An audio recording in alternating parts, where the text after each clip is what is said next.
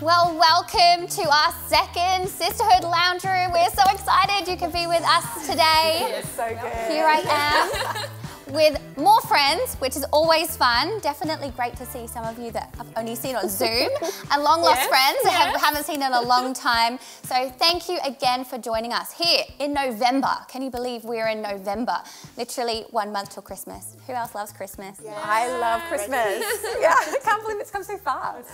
Seriously, and I haven't had Christmas with my family for I think 15 years in the UK. Wow, okay. So this will be the first year. Big one. Pretty excited. Cold Christmas, it might snow. Yeah, my kids are really pumped about that, but I'm trying to make sure they know it doesn't always happen because they just expect there's going to be snow, Mum. And I'm like, they might come in February or April as it did this year. Yeah, so true. So good. So anyway, last time that we were together, we were doing an amazing chat and conversation around friendship with God, and I hope that you loved it as much as we did because, oh my goodness, the girls brought so much gold. It was absolutely incredible, and as you can see, the girls have changed. We have new friends in the room. So firstly, before we go any further, I need to introduce them because you might not know everybody. So I'm going to start down here. Beautiful Rachel. So, Rach, we've actually known each other quite a long time. We have history. We go way back. In fact, I think we pretty much planned the first ever youth camp We ever. did. I'll never forget it. UK. It was. Wow. Yeah, that's a badge of honour right there. Yeah. It's awesome. It's Anyway, more about you. Rach is a mother of four. And no more. And a puppy. And no more. And a puppy. Yes, married to the amazing James. Both of you pastored together at the Reading location. That's right. Also, you recently came on staff. Yes. Head of the communications Very department. excited. Already absolutely killing the game. Such a girl boss, this woman. Seriously, so grateful for her. And just an all-round amazing friend. So welcome. Thank you for so being much, with us. Nicola. Thanks for having me. Of course. Sarah, also another long-lost friend, and an Australian-born, but you've been in the UK for a long time now. Yeah, I think it's nearly 10 years, which is crazy. It feels like it's gone really quickly. We had a little stint back in Australia, but then back again. So our heart is here, I think. I love that. Married to Ruben. Yes. Children. Yeah, 3 kids. So yeah, we've got a 10-year-old, a 14-year-old, and an 18-year-old. Can't believe he's 18. It's crazy. And you've been a part of our church for pretty much forever. 25 years. I feel so old saying that. 25 years. Anyway. No, not at all. But it's such an incredible legacy, and you love the church and you love the people of the house. I love that oozes out of you. And something I learned about you is that your happy place is running. Now, can you explain this? Because that is definitely not my happy place. I feel like it's just like time outside. I like running outside. I love running inside as well, but it just feels like my own time. And I feel like it's like therapy for me. I go clear my head and come back. I think I come back a better person whenever I run. So yeah, I just really enjoy it. I'm not like any pro athlete, like don't get me wrong. I'm not like smashing records or anything. I just really enjoy it. So yeah. It's always good to find the things that feed the soul. Yeah, you time. It's true. It's very true. true. So good. Well, here we move to Follow. Hello. You look stunning, by the way. Oh. Love it. Love all the shackets going on. Yes, it's great. yes. So you have 5 middle names because of your Nigerian heritage. Can you please tell us? I have 2 middle names and I thought I was special, but 5, that is a whole nother level. I feel like this is going to do everyone a disservice who's Nigerian, but I'll try. Okay. So, Abimi Foluwa, Oluwa Rotimi, Oluwa Tommy, Kayesola Aduke Moromake Akindoin, but that's like with my English accent. I'm so glad I didn't try and say that. I can give you all a name if you like. You can borrow one. We can borrow one. So incredible. Well, you are an absolute girl boss as well. Yeah. You help with the central location and an amazing pastor, and so many people just absolutely love your leadership and friendship. And you also tell us about your job because it's pretty incredible. Yes, I work as an adoption social worker during the day. Yes. And no small thing. it's really good fun. Lots of children who are in care who need permanent homes, so work to find mummies and daddies for them. And so incredible. Yeah. So cool. So amazing. Yeah. And you also love cooking and baking and creative, getting people around. Yes. And also netball.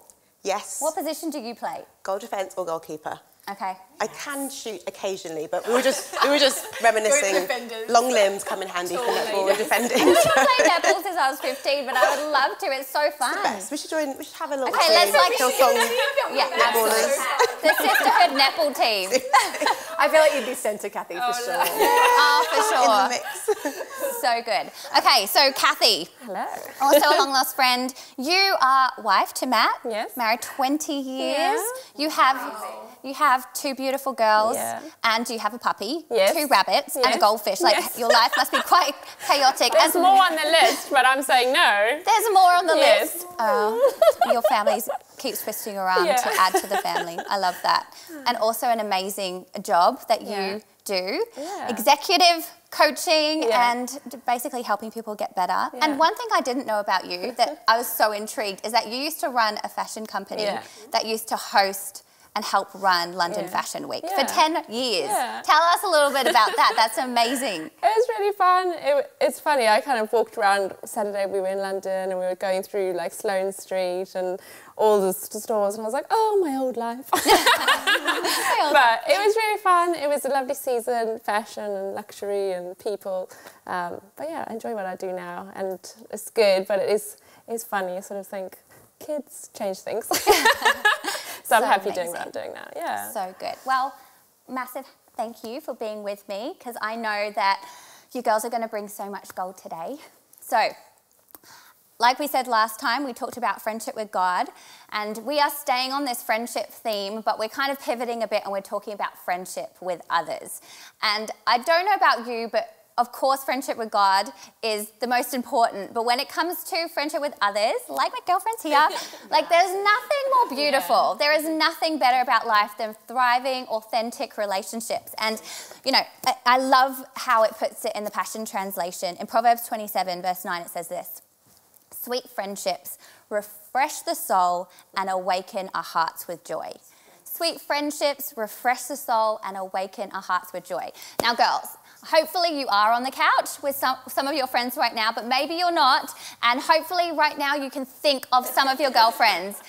Those friends that you see something funny and you like, they just text you straight away like, I saw this and thought of you. Or those girlfriends who send memes. I had that all through lockdown.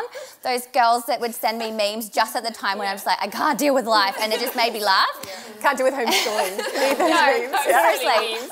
Those girlfriends who are the prayer warriors that when you know you're going through something are going to pray with you. Those girlfriends who just show up with chicken soup because they know you're sick. So good. I mean, we all need them. so good. Those friends who you know that if you go and sit on their couch that they're going to give you wisdom and it's going to be godly. And those friends who maybe you haven't done life with for a long time, but yet you see each other and it just feels like you left off where you started. There's so many incredible friends and they're so beautiful. But I think so often in the Bible, the analogy of life can be likened to a garden or a field. We've seen this so many times in the Sisterhood story.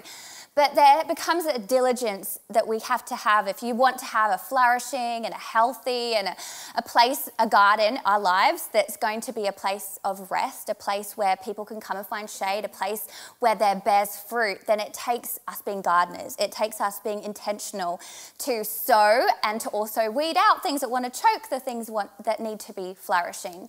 And so I think when it comes to friendship, of course, with God, but also with others, is a place of intentionality. And for me, I have moved a lot in my life.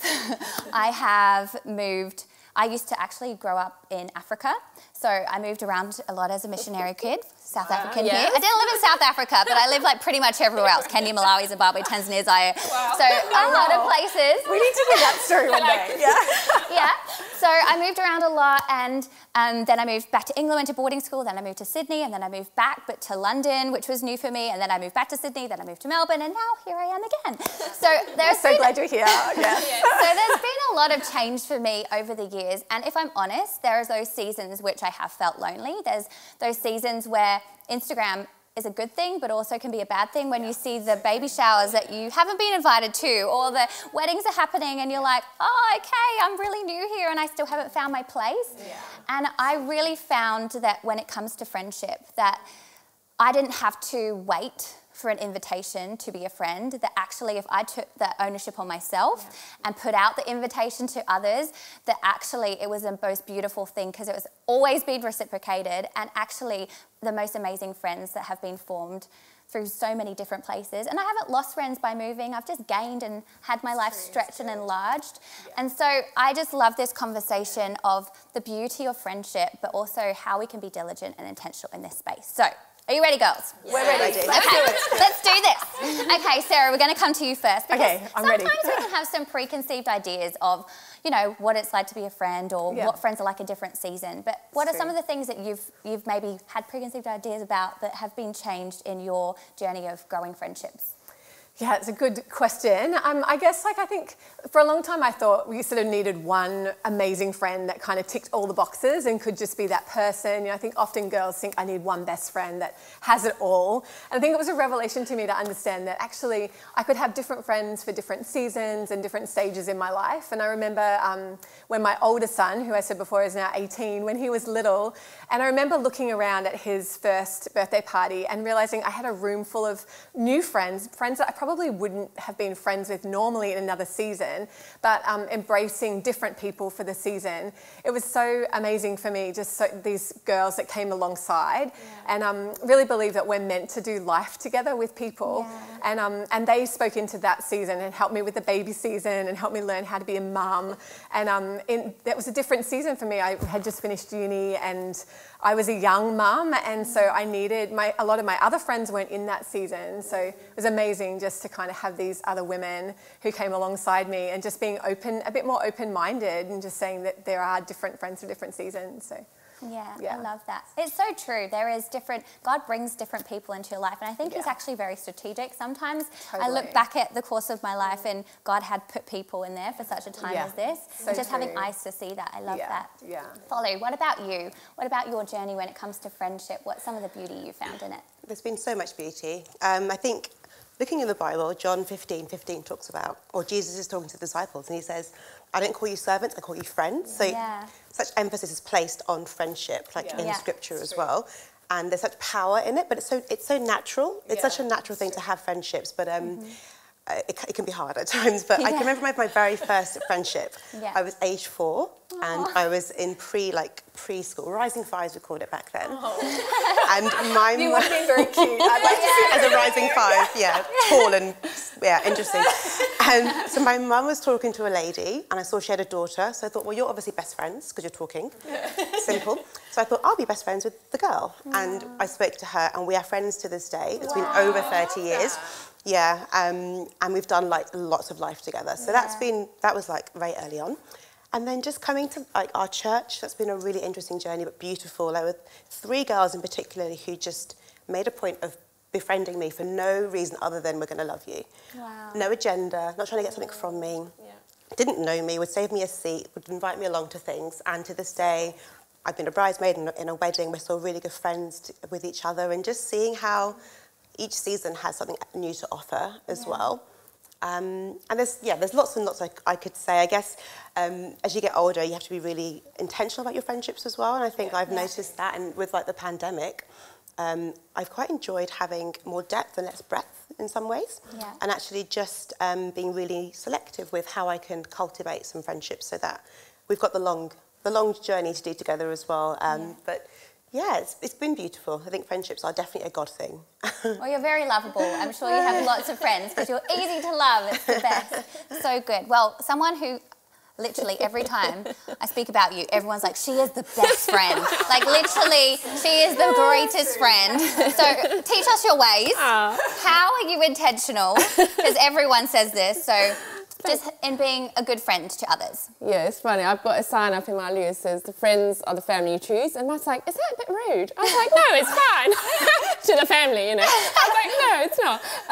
But I do think it's, I think it's important. And I have been really blessed to have different friends over the seasons, and they help you through, difficult circumstances, but equally are there to sort of share the joy and the encouragement. But yeah, I think one of the things that I really think is, making time for people. And I think I always have this thing, especially coming to London myself, as on your own, and we literally did not know a soul. And I just had this revelation, and that friendship is time. So if you take the time, Yeah. you'll make the friends, and it doesn't come quickly, because friendship is that it grows over time, and you really just need to take the time. So I think it's, for me, being intentional and making sure that you have the journeys with people, and you make the time to go for dinners, for coffees, for parties, celebrate birthdays, all of those natural things that we do, and even just staying in touch with people overseas. You can FaceTime. One of my friends, we leave each other like 25-minute voice notes. We're like can't get ourselves organised, but we leave each other these long messages, and it's so really therapeutic. I'm like walking, I'm like just listening to her talk for 25 minutes. So that's really fun, and I think it obviously requires some sacrifice sometimes. So, obviously you get to experience the good stuff, but then you need to be there in the valleys as well. And again, intentional. We gave up our flat for a friend once, and we lived with my sister with my kids in her spare room, and we. That is so you. That is totally you. That is like friendship goals right there. It's fine. And making meals for people, more meals. Like my standard is roast chicken and veg, so that's like what I drop round. See, if I made meals for people, it would be a curse, not a blessing. Like I'm like the Uber Eats. I'm the Uber Eats girl. Like I'll just send them a voucher. That's a blessing. That's a blessing. I feel like that's my thing. So I'm just all hats off to you. Roast veg chicken, and then we had a friend recently. She's going through cancer, and we had to do dinner every Tuesday. I was like, I can't do dinner every Tuesday. I only do roast chicken and veg. I've got one dinner. But I had to get creative. So no. And then there's one verse I wanted to share, which is Proverbs. I'm going to read it because it's amplified and I can't remember all that. Too many words. But it's Proverbs 18, verse 24. And it says, "The man of too many friends, chosen indiscriminately, will be broken in pieces and come to ruin. But there is a true loving friend who's reliable and sticks closer than a brother." And so I do think it's about being intentional, actually. And it sounds weird, and I have talked to friends about this, but I can make friends really easily. I'm just an extroverted, outgoing person, and I just talk to people easily. So if I'm not intentional, I could just be busy all the time. But so I literally yearly, like New Year's resolutions, I make a list of like people that I want to spend time with, people I love and just want to hang out with. But then I think about, school friends, neighbours, the kids' friends from clubs, different things, and making space, enjoying godly friendships, but also making space for those who don't know Jesus as well. So I do think that, and it does mean sometimes that you say no, and I think that's it. Like even at someone said, we should catch up, and I was like, Like, I know you've got your friends and it's a different group, and so sometimes you do need to think, actually, you're good. You're going to heaven. I'm going to, give that dinner to someone who isn't right there yet, Wow. So, yeah, and I just think, lastly, just when we were building church and we were building Surrey service where we go, we were doing it Saturday night, so it was great. Saturday night, then church Sunday in London, it was great. And then it was like, we're moving to Sunday. I was like, no. And we had to choose. And so I think sometimes you have to let go to make space for new people as well. So we had to leave Central London friendships to make space for new people in Surrey. But I comfort myself that we'll see each other in heaven one day, so it's all good. And we get to see each other at conferences when we're allowed, when we get to be in groups of thousands. When conferences actually return. They will. They will. Can't wait. I know, I It's can't so wait. amazing. Just to hear that many voices in one room all worshipping, there's nothing like that. Nothing like it.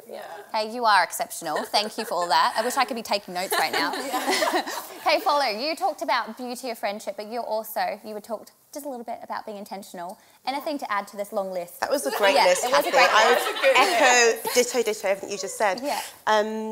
I can remember moving to London 10 years ago and having to, my whole life moved to London, and it was goodbye to all my friendships, my job, and I became a student again and had to make new friends. I had my one brother here and one good friend from uni, and I just thought, so this is going to be interesting. And it had to come from church community first and foremost, and I thought I'm going to really need to be around healthy girls and guys to make this living in London thing work. And how just to really cultivate that in a very deliberate way has been a journey as well, because it's easy to get sucked into everything. But making space for deep friendships is really important. And I think celebrating is amazing, all of the birthdays, all of the highs, all of the weddings and babies, and it's fantastic. But just the mundane as well. Just going for a walk, going and just doing life admin with people. Like a good friend and I will sometimes just get laptops and just sit with each other for like a day. There are snacks, there's internet, and we just in your presence for 5 hours, like that's great. And I was also reminded of a friend who doesn't live in the UK, but for about 5 years we both lived in London, and we have never sat together on a Sunday. Like literally we just didn't sit together. We were in group for like maybe 2 months, and then our friendship was outside of that, because we'd make the effort to be intentional. We'd have 6-hour phone calls, which we still do, and then we're never done. 6-hour we're not phone calls, finished. that is quite an effort. Yeah, that is. You have to make it, yeah. So my friends, other friends think we're a bit crazy, but we're not finished. It's like, oh, we have time difference. We should probably cut this. But being really intentional is so important, and also just, I guess, as you were saying, Kathy, just knowing that sometimes you have to put something down in order to pick something up as well. Yeah. And being prepared for that and knowing what season I'm in, because if I'm thinking I'll be friends with everybody and it's going to be the best friendships, like be real and be kind, because actually it's not realistic.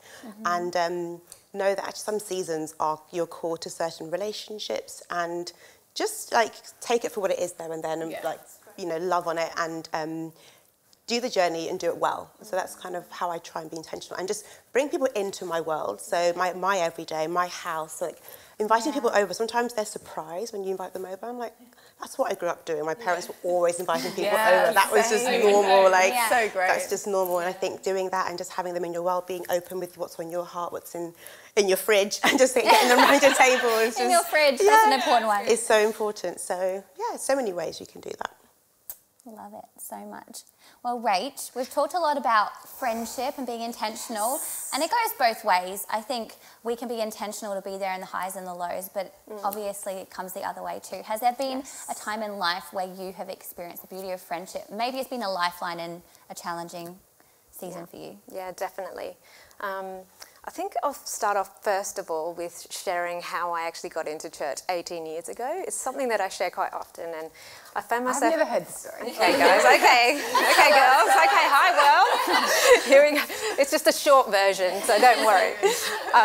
So 18 years ago, I was a pretty messed up, lost and broken person, and I was rolling in from the nightclubs, not like school clubs, but nightclubs, at like 3 a.m. in the morning, and my twin brother kind of heard me, and he was like, "Hey, Rachel, why don't you come to church tomorrow?" And I was like, I think I just said yes because I was still high, and I was like, okay, fine, I'll come. And I remember 2 things that day at church. I remember we went to McDonald's, we had a really nice greasy breakfast, like, you know. McDonald's and church, they go together. And then the second thing I remember is making a decision at the end of the service. I don't remember what the message was. I remember there were lights and singing and everyone was smiling. I'm like, what do you want from me? And but I made a decision, and it was like this lightning bolt that just came into me, and I came back to life. It was like God touched my spirit and came back to life. And I remembered like little Bible verses that I used to remember as a child, like Daniel in the lion's den and things like that. And I was like, wow, how epic was that moment? And from that moment, I decided to. I remember someone said, "Oh, if you're interested in groups, go and chat to someone in the foyer." And I was like, great, okay. And this was hard for me because I'm not a very confident person. I was pretty messed up, and I just made a decision, and like, it was like I'd been defibrillated back to life. And so I was like, I just saw someone in a t-shirt, and I said, hey, what's the deal with groups? Like, is it okay if I come along to one? He's like, yeah, we'll get you hooked up to a group, no problem. And so I found community in church and friendships and lifeline friendships in church. And I think that's so important to us be the church, but also be in community together. And these friends that I found, they were so for me. They were like my cheerleaders, and I'd never experienced this type of godly friendship before. And I had one particular friend called Beck, and I've never had a kind of a Christian friendship like this before. She's one of those friends who would tell you if you got something in your teeth. If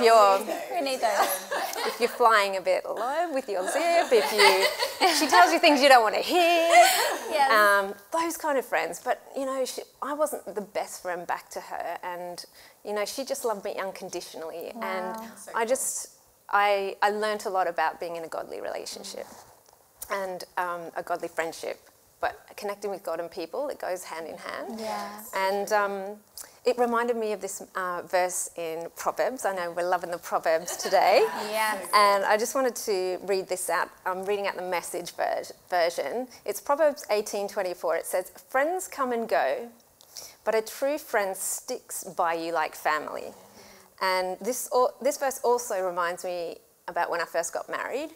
And not long after that, James and I fell pregnant. And I actually went through a miscarriage. And it was like one of the hardest things I'd ever experienced in my life up until that moment. And Nicola, I don't know if you remember this, but we were at the Dominion, and I saw you beeline for me and said, "Rach, are you okay?" And I could tell, you could tell that I wasn't okay. and you're like, "Let's go get some Ben & Jerry's." And I was like, "Yeah, okay." And so I don't remember like getting there. I don't remember if we talked, but you turned up and you just sat there, you listened, and that's what friendship's about, and especially when you've got that God connection. Yeah. And now our daughters are like at summer camp together, like I know, it's getting the fired best. up for God, and it's amazing, like this long journey that you have, friends for life, and I've learned some lessons along the way. Yeah. Quite a few, but I thought it's always good to have 3 lessons and point out 3 lessons. And the first lesson I've learned about, and it's something that I think we're all talking about as well, is that some friends are temporary and just with you in a season.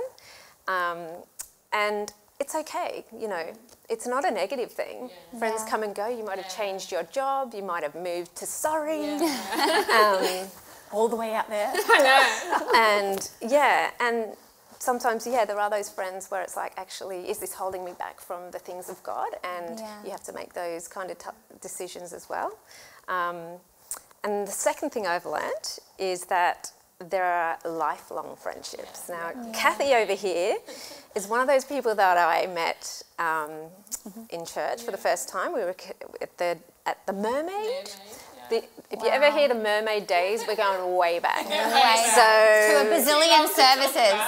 So I met Kathy. It was you were one of the first people that I connected with in church, and we, life changed. You went out to Surrey, as you were mentioning, and then we came out to Surrey a few years later, but we had this like God purpose, and it didn't matter about proximity, it doesn't matter about location. We had this lifetime friendship, and I think that's really important when you can just connect on a deeper level.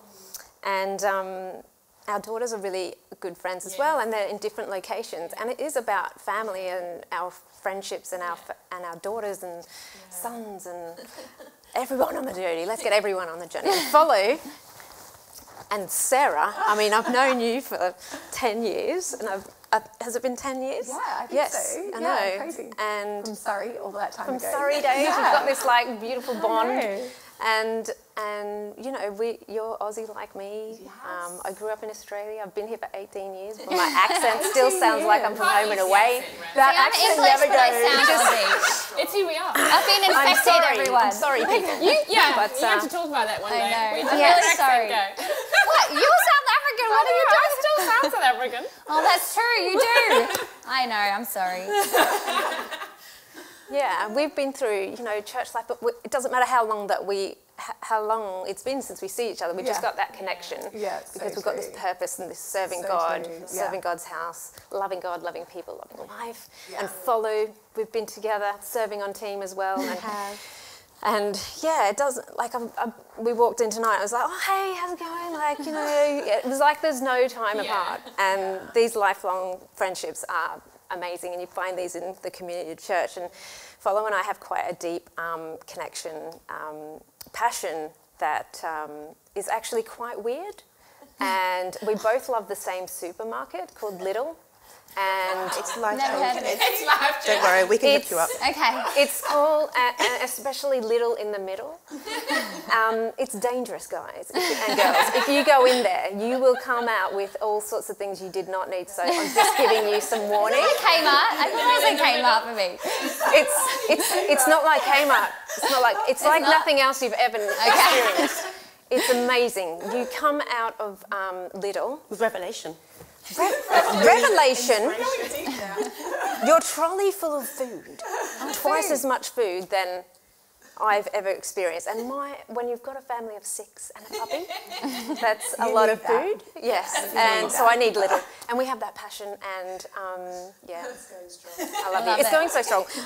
Let me get on to the third thing. Sorry, girls, rambling on here. And the third lesson I've learned is that friendships are like family. Yeah. And we want to create an environment in church that when people come into church, they find friendship and family, just like I did when I stepped in 18 years ago. Yeah. And we want to create this environment for people. Yeah. There's new people coming in and out each week. Yeah. And I want to be that friend to people. Yeah. I think we should all be keeping our eyes out and being welcome and inclusive and just extending that. I don't know if I'd be here today if it wasn't for my group and just people looking out for me. And so those are the lessons I've learned. I mean, I am so far from arrived with being a great friend, but I'm always on a journey. And you are a great friend. You're beautiful. I love you all so much, and you too. I love this. How good are friends? It's like makes your heart all. It's exactly what it says. It's like makes the heart full with joy. As the proverb was saying. Warm fuzzies. Warm and fuzzies. Yes. Okay, Sarah, we talked a lot about being intentional. Yes. Talking about our garden, what we're sowing. Because what we sow, we're going to reap. Yeah, it's so true. But also there's things, we're talking about gardening. Now I'm terrible at gardening, but we're just going with the analogy right now, okay? Apparently there's things that are not good for our garden that can, weeds and whatever they might be. Yeah, but when talking about friendships, what are some of the things that we need to be intentional not to do, or some of the pitfalls that we can find in friendship? Yeah, it's such a good thing to think about, I think, intentionality in friendships. And I don't know, I think as girls and as women, it's so easy to sometimes bring insecurity or fear or just like our own, comparison and different things into friendships. And I don't know, I think probably all of us along the way have had to at times, and probably have to still along the way, deal with that from time to time. And I think it's something that definitely I've thought about a lot over the years, is how do I make sure that I'm bringing my best self into a friendship and and a whole self as well. And I think sometimes it's easy to look around and feel like everyone's against me, friendships are like, it's, other people or whatever. But sometimes I think it's good to actually go, hey, maybe I'm a little bit involved here and there's some things I could work on in me. And definitely for me, I think over the years, just growing in my own understanding of who I am in God and actually what the word says about who I am, and not kind of shrinking back. I think when there's a difficulty in a relationship or whatever, our natural tendency is to want to shrink back and pull back.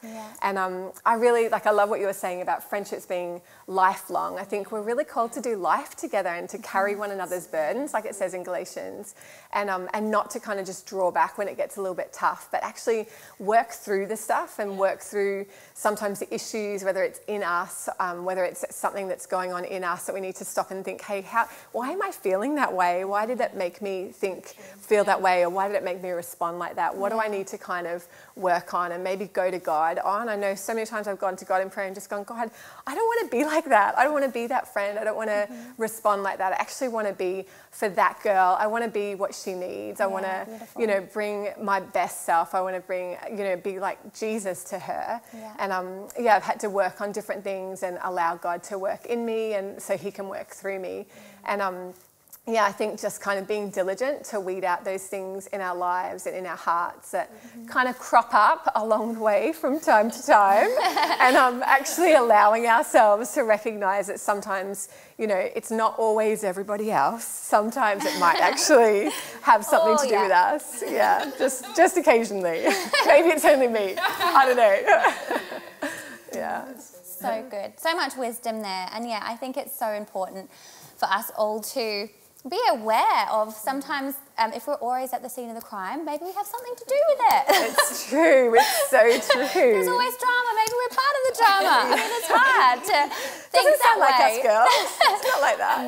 No, but being intentional, and also just the Holy Spirit. Like, we're God girls, and so I think that's such an important thing as well. Like, being in tune, our friendship with God helps us with our friendship with others. And I know for me personally, there's so many times I've gone through things, or, just going through a season of busyness and stress, and you need girls to not just bring their opinion or their things, but actually to bring a God word that can change and your perspective on things. And I want to make sure that I'm that girl, and so that I can only be that girl for other people if I'm close to the source and I'm relying on the Holy Spirit. And you know, another thing is, even today you might be thinking of a friend. I think the Holy Spirit is very intentional to prompt us sometimes, and sometimes that friend can pop in our head and we're like, where did that come from? And I really believe that the Holy Spirit could go, you need to text them, you need to find out what's going on. And I'm a big believer in that. He is literally 100%. making you the answer to someone's prayer if we would be aware of it. And so it's so true. Like, how often has somebody just texted you at the right time, or hasn't, but you've been reminded to text somebody else or message them, or like you said, like drop something in. And I've been amazed over the years that just when you do like act on that, they're like, how did you know? Or that was just the right thing at the right time. Or years later, people will be like, oh, that was just what I needed. And Very true. I think God is so into our friendships and actually works through us and speaks through us as girlfriends. If we listen, and if we're actually wanting to help others, not just to be about, you know, having our own friendships, actually giving to others as well. Yes. So let's obey those prompts, hey? Send out the messages, pick up the phone, it's a good thing. Okay, so... Make the chicken dinner. Yes, okay, you need to give me the recipe. I'm going to try it once. I'm going to try it on my family first before I... I was like, how do you make that? I was like, literally, I'll tell you, it's easy. Okay, so obviously you're an incredible friend and very intentional, but what about the other way? Some of your friends who have been there for you in challenging seasons. Yeah, absolutely. I think another bit, and I think you started with it, this is from the Proverbs 27 verse 9 in the Passion Translation, and I just love how it reads. It says, sweet friendships refresh the soul and awaken our hearts with joy, for good friends are like the anointing oil that yields the fragrant incense of God's presence. And as you said at the beginning, I've been married for 20 years. We've been together for 26 years. It's like, I met him when I was 16, like childhood sweethearts. That's a good story too. We need to hear that. And really, you know, best friends, like such a good relationship. But of course, with 26 years, you've got some ups and some downs, mostly ups. So, but a couple of years ago, we had a bit challenging financial situation, and it wasn't of my making, and so I found myself in this difficult situation and a relationship, and obviously everyone knows the pressure finance brings. And I think for me it was at that moment that the friendships that I'd built really supported me. And I would say, you know, and I do believe, you know, having those really strong friendships that you've invested in, it's not like, it is a bit sow and reap, isn't it? Like what you give out. Then when you're in the needy season, you've got people around you who can come around you. I think what I found is, you know, I had a WhatsApp group that I'd set up, and it would just be, like you were saying, just at that right moment, there'd be an encouraging verse, and they were definitely praying and interceding, and I totally believe the breakthrough that we had was as a result of that godly, faithful army of women praying. So I just think, you know, I think friends who are sisters in Christ, and as I did say, you know, before, like making space for people who don't know Jesus yet, but for us Christians here today, Sisterhood, to have those godly sisters that can gather around you and just support you, there's nothing like it. And they do honestly bring, like it says in the verse, like you get reminded of God's presence because you have those girls in your life. So good. So good. I love it. Okay, last question. Aiming it at you, Sarah. I'm ready. Okay, ready? I talked a lot about, and I know many of us, there's ups and downs and seasons of friendships, and you know, I spoke about times where I felt lonely, and maybe what about girls right now who are listening to all these wonderful stories, but if they're honest right now, they don't feel like friendship's a really safe place or a happy place. Maybe they feel lonely. What's some tips that you can give them? Yeah, I think it's really important. You know, you said at the beginning that it's something that you've been challenged at times. I think we've all have. And I think it's really important for people to understand that this is something that everybody has gone through and everybody feels at times. You know, that being feeling alone or feeling like, you know, you just don't have those friendships around you that you wish you had or you would love to have. There's just seasons, I think, in friendships. And, you know, we've talked a lot about the Proverbs, but there's a Proverbs that talks about the friendly person has friends, has people around them. And I definitely, I've moved quite a lot as well and had those seasons where you look around and you feel like I just don't have the people that I necessarily feel like I need in my life right now. And in those moments, I always challenge myself to like step forward in confidence and in relationships and just to be the friendly person, to be the friend that I wish somebody would be for me, or the friend that I feel like I need, to actually be front-footed, to be proactive and actually be that person. And sometimes I think as well we have to remind ourselves of who we are in the Lord. I know we already talked a little bit about that, but being the sort of friend that just speaks God's word over our friendships, and you know, when a girlfriend is going through a difficult time, just prophesying even over her. And sometimes I think we've got to do that over ourselves, just remind ourselves of who we are, that God has called us to godly friendships, and we are, you know, a great person. It's not like you don't have friends because you're a horrible person. You know, it's just seasons and it's okay. And but yeah, definitely take a step forward and be the friend that you wish that you had in your life. I think that's definitely something I've lived my life by, and just feel like we've always had people around us when we've lived like that. I know you mentioned something before about having people around in your living room, and my mum always taught us just there's always room at the table for an extra person, always room for one more. And yeah, that's definitely something that I live my life by. Always have extras in the cupboard for more people, and always just live our lives like that, generous and wanting to include others. So yeah. So true. I also think praying friends in is something that I've done. There've been, you know, even just for my family, praying in people who are going to come alongside my children. There's been massive 100%. Seasons, and people who become sisters and surrogate mums and things like aunties that. I know, like literally for me and for Melbourne, you know, being around your mum's house where you can just go in, sit on the couch, tell them about your day, and have dinner cooked for you, because you know, even when you're mums, you're like, can someone just cook for me just once, please? You know, always tastes better when someone else cooks. And I literally prayed that in when I moved there, and just the beautiful women that came across my life and became surrogate mums and things like that.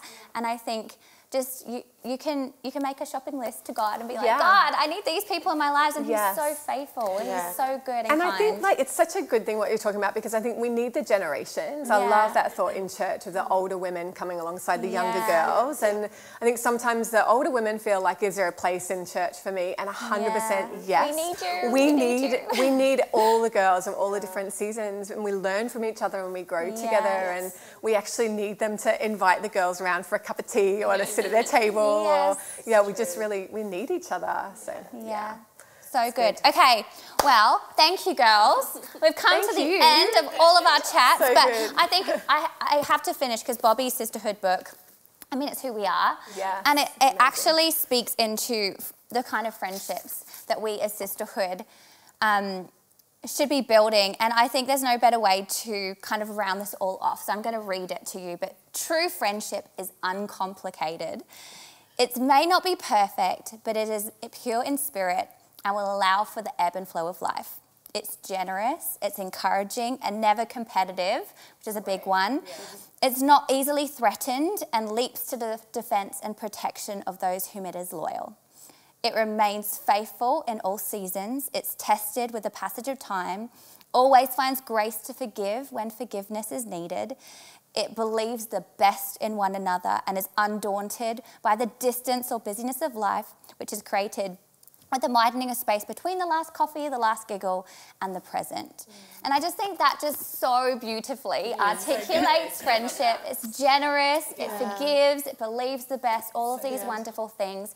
And I think all of that is intention on us. It's like us being it first, and if we all are putting our best selves forward and being that for each other, what beautiful things. And I think, you know, John 13:35, it talks about you'll be known by how you love one another. As people of God, we will be known, God girls, by how we love each other. So how we love each other and how we do friendship, it matters. The world's watching on, and actually we can make something beautiful in this world.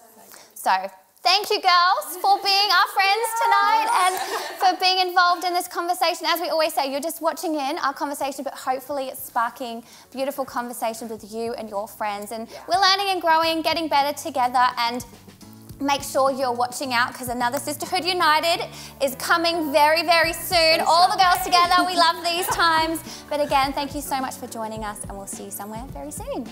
Bye. See ya.